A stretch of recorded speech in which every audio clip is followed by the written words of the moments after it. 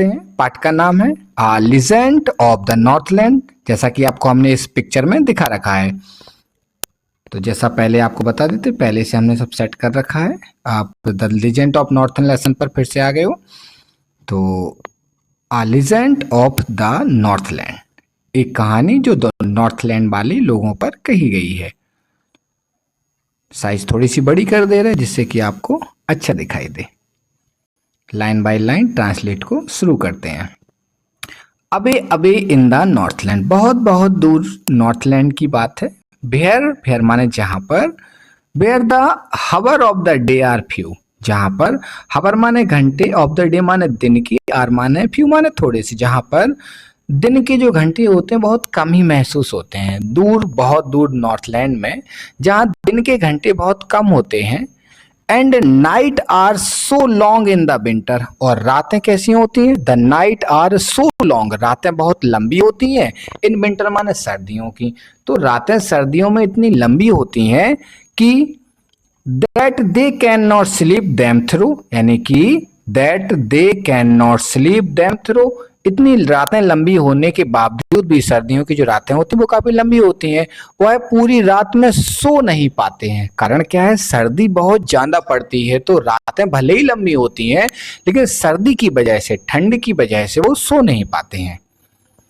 अगले पैराग्राफ में देखिए, वेयर, यहाँ पर दिया गया where they harness the swift reindeer. Where माने जहां पर, दे माने वे, harness the swift reindeer, harness का मतलब होता है खींचते हैं, जहां जब बर्फ गिरती है। Where the harness the swift reindeers to the sledge, जब बर्फबारी होती है तो जो रेंडियर्स होते हैं, रेंडियर यानी कि तेज दौड़ने वाले कुत्ते हो सकते हैं। तेज दौड़ने वाले कुत्ते आप लोगों ने फिल्मों में भी देखा होगा कि बर्फ पर चलने वाली एक गाड़ी होती है, उसमें पहिए नहीं होते और उसके आगे हिरन टाइप के बड़े बड़े भालू, बड़े कुत्तों के आकार की हिरन होती हैं, जो उन्हें हम हिरन भी कह सकते, कुत्ते भी कह सकते। मैंने फिल्मों में कई बार कुत्तों को भी गाड़ी खींचते हुए देखा है।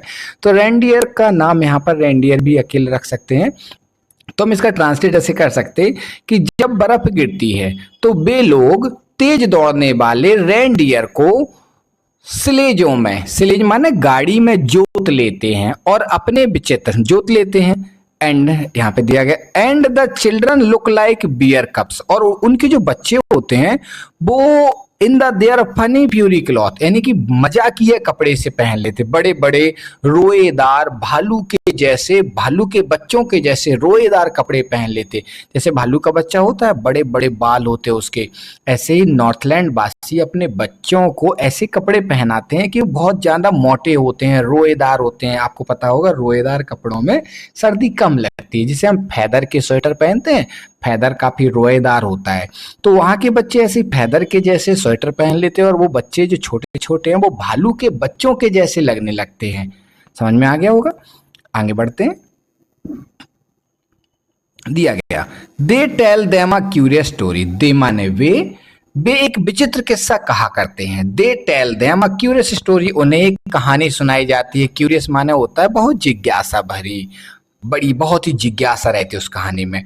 I don't believe this true, मुझे यकीन नहीं है, लेखक कह रहा कि मुझे तो यकीन नहीं है कि ये जो कहानी सुनाई जा रही है वो सच है। And at you may learn a lesson if I tell you, अगर मैं तुम्हें यह कहानी सुनाऊंगा तो आपको इससे सीख मिलेगी। लेखक कह रहा है अगर मैं आपको एक कहानी सुनाऊंगा तो आपको एक सीख मिलेगी। चलिए आगे देखते हैं। वहां पर दिया गया, once when the good Sant Peter, अब यहाँ पर लेखक कहानी सुनाना प्रारंभ कर रहा है कि एक बार की बात है, बहनवा ने जब the Sant Peter, good Sant Peter यानी कि बहुत ही महान संत थे, एक पीटर नाम के संत हुआ करते थे जो बहुत ही महान थे। लिव्ड इन द, यहाँ पे बताया गया कि जो कहाँ पर, lived in the world below, जो संसार में तब जीवन जिया करते थे, लेकिन अब वो नहीं है। पर कभी ऐसा हुआ था कि महान संत पीटर संसार में जीवित थे, लोगों के बीच में थे। And balked about it preaching just as he did you know, जैसा कि यूनो माने आप लोग जानते हैं, वो क्या करते थे, यूनो आप जानते हो, जस्ट एज ही डिड जैसा कि वो करते हैं, आप लोग जानते हो क्या करते हैं, वो प्रीचिंग करते हैं। प्रीचिंग माने होता है ज्ञान की बातों को बताना, जैसा कि आप लोग जानते हो। And balked about it preaching just as he did you know, यानी कि वो हमेशा घूमते रहते थे और लोगों को अच्छी अच्छी बातें बताया करते थे। वैसे भी संतों का काम ही होता है लोगों को ज्ञान की बातें देना। चलिए अगले पैराग्राफ में देखिए, यहाँ पर दिया गया he came to the door of the cottage. एक बार क्या हुआ, वह बहुत सारी अच्छी बातों को बताते बताते लोगों में प्रचार प्रसार करते हुए, धर्म का प्रचार प्रसार करते हुए आगे चले जा रहे थे। तो वहां पर आप कहाँ पर पहुंचते हैं, तो he came to the door of cottage, वह एक झोपड़ी के दरवाजे पर पहुंचते हैं। In travelling round the earth, वो पूरी पृथ्वी का चक्कर लगा कर आए हैं और झोपड़ी के बाहर खड़े हो जाते हैं। बिहारा लिटिल वुमेन बाज मेकिंग केक्स, जहां पर एक लिटिल वुमेन माने छोटी औरत का मतलब है छोटे कद की औरत। तो बिहारा लिटिल वुमेन बाज मेकिंग केक, जहां पर छोटी कद की एक औरत है, वो केक माने यहाँ पर केक बनाना या रोटियां बना रही है, रोटी बना रही है। And baking them on the hearth, hearth माने होता है चूल्हा, कहाँ पर सेक रही है, वो जो औरत है वह उन रोटियों को अपने चूल्हे पर सेक रही है। Baking them on the hearth, अपने चूल्हे पर उन रोटियों को सेक रही है। आगे देखिए, एंड बीइंग फेंट with fasting for the day was almost done, जो संत पीटर थे, the day was almost done, यानी कि दिन खत्म होने वाला था। संत पीटर बहुत फास्टिंग माने उपवास था उनका, या पूरे दिन भर प्रीचिंग करते हुए वो थक जाते हैं। फेंट माने होता है थक जाना, मूर्छित हो जाना, और फास्टिंग माने होता है भूखे रहना, उपवास करना। तो संत पीटर पूरे दिन भर से प्रचार प्रसार कर रहे थे, तो उन्हें भूख भी लगाती है और उन्हें बहुत ही ज्यादा थकावट हो जाती है, क्योंकि वो दिन भर से सारा काम कर रहे थे। तो उन्होंने क्या किया, ही आस्क्ड हर, ही माने उन्होंने, आस्क्ड माने कहा, हर माने उससे, उससे कहा जो महिला थी, from her store of the cake to give him a single one, कि भाई जो आप महिला से कहा कि आप अपनी जो रोटियों की टोकरी है, स्टोर ऑफ केक्स माने केक्स की जो स्टोरेज है, स्टोर माने जहां वो रख रही है रोटी, उन रोटियों की टोकरी में से to give him a single one, यानी कि केवल आप मुझे सिंगल वन दे दीजिए। सिंगल वन माना होता है कोई भी एक ही रोटी दे दीजिए। संत पीटर कहते हैं कि to give him a single one, केवल एक रोटी मुझे दे दीजिए। आगे देखते क्या होता है, so she made a very little cake, so माने इसलिए, सी माने वो है छोटे कद की महिला है। So she made a very little cake but as it baking ले, लेकिन जैसे ही उसे, सो माने सी माने वो है, मेड माने बनाती है, आ माने एक, बेरी माने बहुत, लिटिल माने छोटी सी, केक माने रोटी, इसलिए वो बहुत छोटी सी एक रोटी बनाती है, बेलती है उसको। बट एज इट बेकिंग ले, जब वह उसे सेक रही थी, सी लुक, तो उसने देखा, at it the and thought it seemed too large to give away, उसने देखा कि जो रोटी देने के हिसाब से तो बहुत ही ज्यादा बड़ी बन गई है, टू लार्ज, देखो रोटी देने के हिसाब से कैसी बन गई है, too large to give away, देने के हिसाब से बहुत बड़ी, मतलब कोई छोटी मोटी रोटी हो तो दे दो बाबा जी को, बड़ी रोटी क्यों दें, ऐसा उसके मन में लालच आ जाता है। आगे देखते हैं, देयरफॉर शी नीडेड अनदर, तब वह दूसरी रोटी बेलती है, एंड स्टिल अ स्मॉलर बन, और उसको पहले वाले की अपेक्षा और भी छोटा बनाती है। बट लेकिन it looked when she turn it over, लेकिन जब उसने उस रोटी को सेकना शुरू किया और उलट पलट किया, रोटी को सेकने के लिए उलट पलट करना पड़ता है, as large as the first had done, तो उसे पता चला कि यार ये रोटी जो मैं सेक रही हूँ वो तो पहले वाली रोटी से भी बड़ी बन गई है, ऐसा उसे महसूस होता है। अगले पैराग्राफ में देखते हैं, तो then she took a tiny scrap of dough, तब वह क्या करती है, वो रोटी नहीं देती, जो पहली वाली रोटी भी नहीं देती, वो दूसरी रोटी भी नहीं देती है। देन माने तब, सी टुक अ टिनी माने बहुत छोटा सा, टिनी माने छोटा सा रोटी का एक आटा, गुथा हुआ आटा के छोटा सा गोला लेती है, and rolled it the flat, और उन्हें बहुत ज्यादा पतला पतला बेलती जाती है, and baked thin as a wafer, जैसे कोई पापड़ सा होता है, पतला बिल्कुल पापड़ के जैसा उसे बेल लेती है। But she could not part with that, लेकिन वह उस रोटी का एक छोटा सा टुकड़ा भी उस बाबा जी को, संत पीटर को नहीं दे पाती है। तब क्या होता है, फोर सी सेड, तब वह कहती है my cake that seem too small, मेरी रोटियां तब बहुत छोटी दिखाई देती हैं। और when I eat of them myself, जब मैं उन रोटियों को खुद खाती हूँ, मतलब वो बता रही है कि जब मैं उन रोटियों को खाती हूँ तो मुझे वो रोटियां बहुत छोटी दिखाई देती हैं।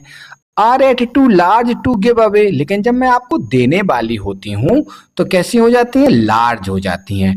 Are at too large to give away, so she put them on the shelf, इसलिए वह क्या करती है, उन सभी रोटियों को उठाती है और अलमारी में रख देती है। सेल्फ माने अलमारी।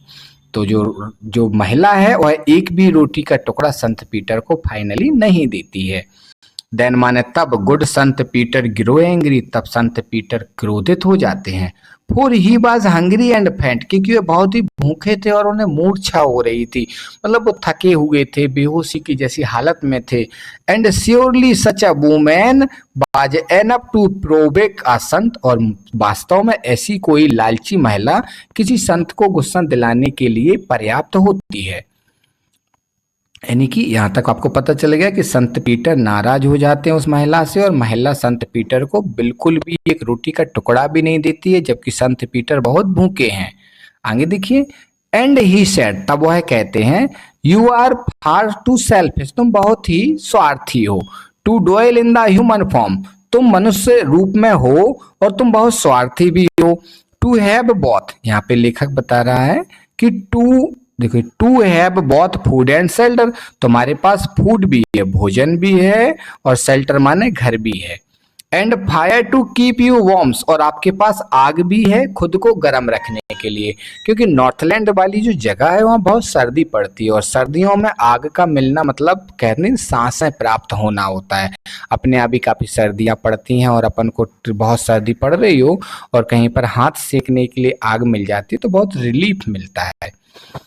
आगे देखते हैं, now you shall build as a bird do, अब तुम एक पक्षी के रूप में बन जाओ। संत पीटर तो क्रोधित हो जाते हैं और उसे श्राप दे देते हैं कि जाओ तुम एक पक्षी बन जाओ। And shall get your scanty food, और दर दर भटको भोजन की तलाश में। Shall get your scanty food, यानी कि अपने भोजन के लिए सब जगह भटकोगी, श्राप दे दिया। By boring and boring and boring all day in the hard dry would, तुम क्या करोगी, पूरे दिन भर लकड़ियों में छेद करती रहोगी और भोजन का छोटा सा टुकड़ा प्राप्त करोगी। जैसे वो होता है ना, अपने कठफोड़वा देखा होगा आपने, ऐसे बुट पीकर होता है, वो बार बार टोकड़ मारता रहता है लकड़ी में और उस लकड़ी के छोटे से कीड़े को निकाल के खाता है। तो ये वही जो महिला है, ये संत पीटर के श्राप से वो वुड पीकर ही बन जाती है। आगे देखते हैं, देन अप, देन माने तब, then up she went through the chimney never speaking a word. अब यहाँ पर संत पीटर ने जैसे ही उसे श्राप दिया तो यहाँ पे लिख रहे हैं then up she went through a chimney, तब वह जो महिला थी वो सीधा चिमनी से होते हुए ऊपर चली गई। नेवर स्पीकिंग अ वर्ड, एक शब्द भी ना बोल पाई। And out of the top flew a woodpecker, और जब वह चिमनी के ऊपरी वाले हिस्से से बाहर निकली तब वह क्या बन गई, फ्लू अ वुड पीकर, एक वुड पीकर के रूप में बदल गई और उड़ते हुए चली गई। फोर सी बाज चेंज टू अ बर्ड, अब वह महिला जो थी वो क्या बन जाती है, वह एक बर्ड माने पक्षी का आकार ले लेती है, यानी कि संत पीटर के श्राप से वह एक वुड पीकर बन जाती है। कौन बन जाती है, वुड पीकर बन जाती है। ठीक, आगे देखते हैं अगले पैराग्राफ में। लेसन थोड़ा बड़ा है, जाइएगा नहीं, लेसन बढ़िया भी है, सरल भी है। अगर लेसन बड़ा है तो कोई बात नहीं, लेसन सरल है। तो she had a scarlet cap on her head, उसके सर पर अभी भी एक हेड मान कैप लगाए हुए। She had a scarlet cap on her head, वह अपने सर पर एक कैप लगाए, टोपी लगाए है। एंड दैट बाज लेफ्ट द सेम, और यह टोपी बिल्कुल सेम माने उसी की तरह है। But all the rest of her clothes were burn black as a coal in the flame, जब वह महिला उस चिमनी से होकर गुजरी तो आग की लपटों की वजह से उसके सारे कपड़े जल जाते हैं और वह काली पड़ जाती है। लेकिन उस महिला के सर पर एक लाल रंग का साफा टाइप का कुछ बंधा हुआ था, तो वो अकेला रह जाता है। तो जब वह वुड पीकर बनकर बाहर निकलती है तो वुड पीकर के सर पर भी लाल लाल रंग का एक कैप लगा रहता है। आप देख लेना, अभी वुड की पीकर का इमेज गूगल पे सर्च कर लेना, इमेज ऑफ वुड पीकर, तो वुड पीकर का इमेज आपको देखने को मिल जाएगा। आगे देखिए, and every country school boy, and माने और एवरी माने प्रत्येक, कंट्री स्कूल बॉय माने प्रत्येक देश के जो स्कूल जाने वाले बच्चे हैं, has seen her in the wood, उसे प्राय लकड़ियों पर देख सकते हैं। भाई कहाँ, कहीं पर जंगल वगैरह हो या कोई पेड़ या वृक्ष लगा हो, वहां पर उसे देख सकते हैं। Where she live in the tree this till this very day, boring and boring for food, अगर कोई वृक्ष पर उसे देखा जाए तो वह पूरे टाइम क्या करती रहती है, बोरिंग एंड बोरिंग, यानी कि जहां वह आज तक भोजन के लिए छेद करते हुए पेड़ों पर रहती है और छेद कर कर अपने भोजन को प्राप्त करती है। यह एक कहानी जैसी है, पर पोएम का इसमें आधार दिया गया है। ये जो लेसन लिखा हुआ है वो फॉब कैरी के द्वारा लिखा गया है। फॉब कैरी इसके राइटर हैं। तो लेसन का नाम दिया गया है अ लीजेंड ऑफ द नॉर्थलैंड और राइटर का नाम है फॉब कैरी, जिन्होंने ये पूरा लेसन राइट किया।